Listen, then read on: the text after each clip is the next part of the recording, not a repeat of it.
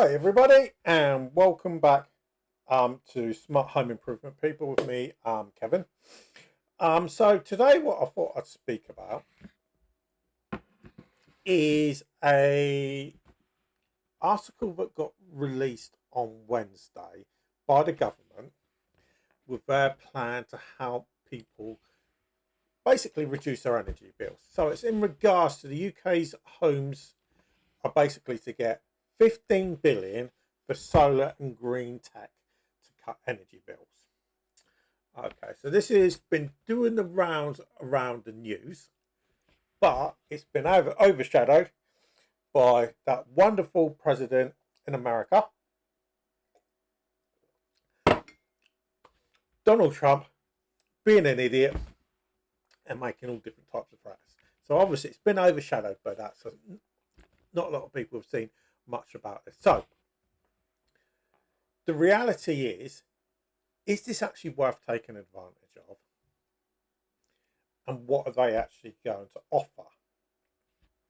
Because governments have done this over the years, and it's always been a classic case of, but what's the catch? Do I have to be on benefits? Can I do it if I'm just renting? Do I have to be a homeowner? So a lot of this comes into it, and these are the questions that people are going to ask. So the first thing is, so one of the first measures is they're looking at extending the boiler upgrade scheme until 2029-30, offering £7,500 grants for air source heat pumps. Now, the reality is, whether people want to face up to this or not, £7,500 isn't going to cover the cost of an air source heat pump. Not completely. Not with all the work that generally needs to be done. Okay. But it's a long way towards it. Okay. So that's the first thing. So they're going to extend it to 2029-30. And then it says also an additional £600 million for low-income households to receive funding for the full cost of solar panels and batteries, taking the total available to 5 billion. Okay. And then low and zero interest loans for households irrespective of income. Now, the first thing I would say is, well, if you're a millionaire, why should you be really needing to take a grant or a loan off the government for anything like that? Now, I would suggest you probably aren't realistically really going to need that. Okay, now the next thing is insulation funding's been downgraded. So all those companies that are involved in loft insulation and cavity wall insulation probably ain't going to be too happy about that, but they're going to have to suck it up. Okay, now the fundamental thing is, right, so they're promising to provide 15 billion to households across the UK over the next 5 years. Okay, as well as introducing new rights for renters. So the reality is it worth doing? Now, when it comes to air source heat pumps, it depends who you want to listen to, because my company, Smart Home Improvement People, has dealt in air source heat pumps for years. And I've had countless people up in the north of England and Scotland, messaging me on, social media, primarily on Facebook. And they say, I remember one particular guy specifically, if I remember, he was either in Glasgow or Edinburgh. And he said to me, I've got a heat pump. I wish I hadn't. Doesn't really save me any money. Now, the problem is, heat pumps don't work well. As a general rule, it's not always the case, but they don't generally work well in cold weather. Okay, so some of you are going to say, so what's the point of getting them? because they're there to replace boilers, and we generally put our boilers on in the cold weather, okay, when it's getting cold, um, which is true, which is generally true. But air source heat pumps can be used for a host of things. You know, they work with your general heating, heating your water up and everything else. Um, so if I was to be brutally honest, okay, I would say if you're in the north of England, don't bother getting them. Okay, and I shouldn't really even say that. I'll probably get myself in a lot of trouble for saying that. But I would generally say don't bother getting them.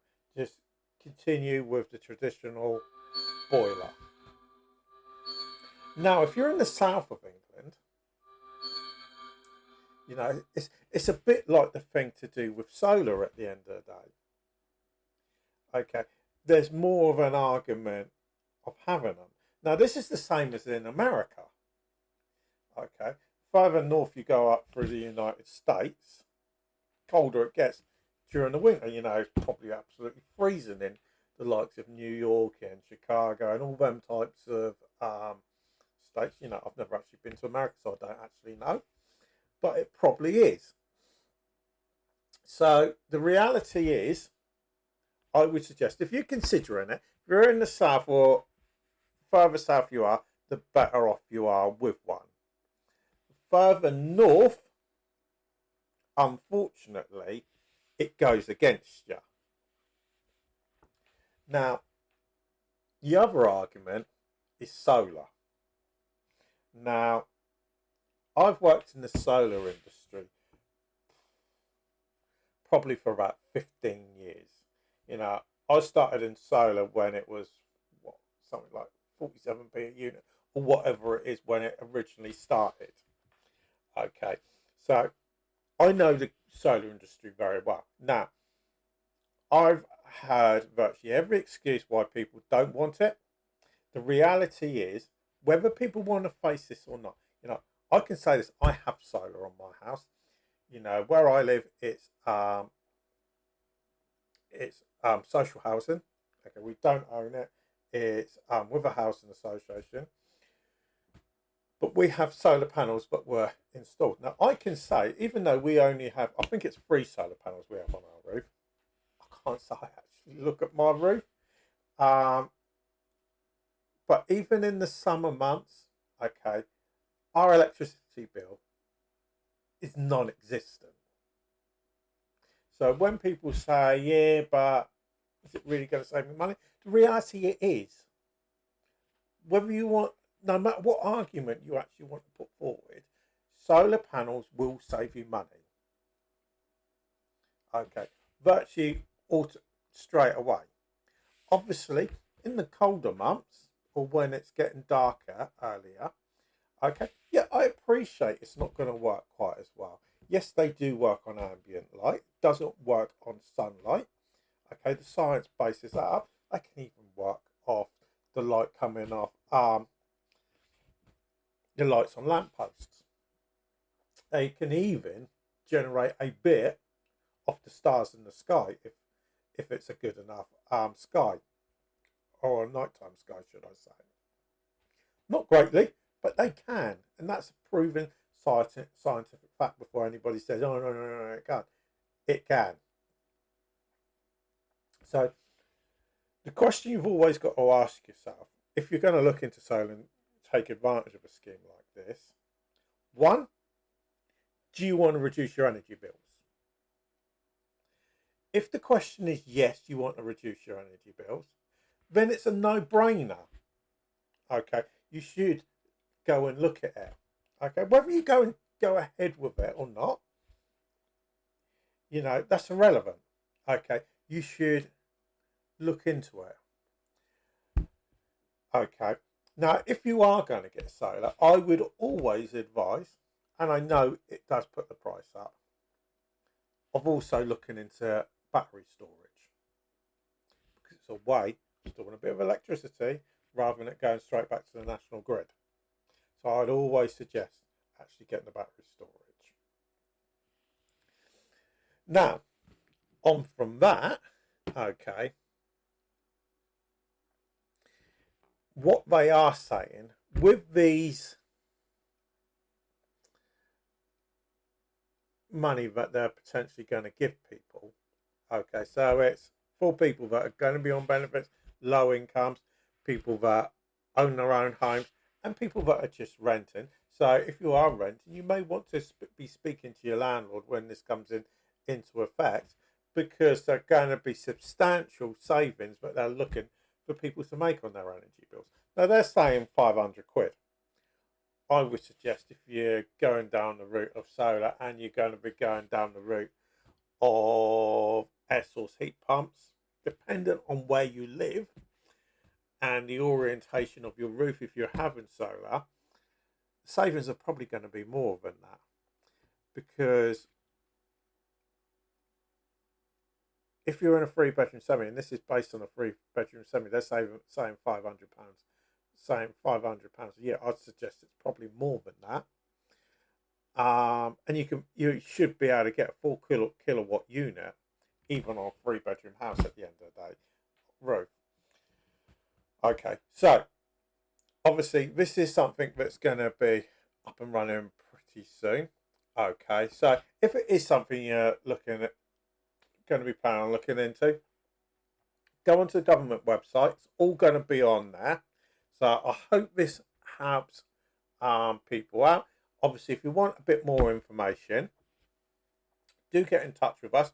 You can either get in touch with us here on YouTube, okay, or you can go to my website, which is www.smarthomeimprovement.co.uk, or you can contact us at the email address, which is smarthomeimprovement.people@gmail.com. Please, not too many people. I could do without being inundated with emails. But you can contact us there as well. Okay, but for now, thanks for watching. If you've enjoyed the video, please do give us a like and share.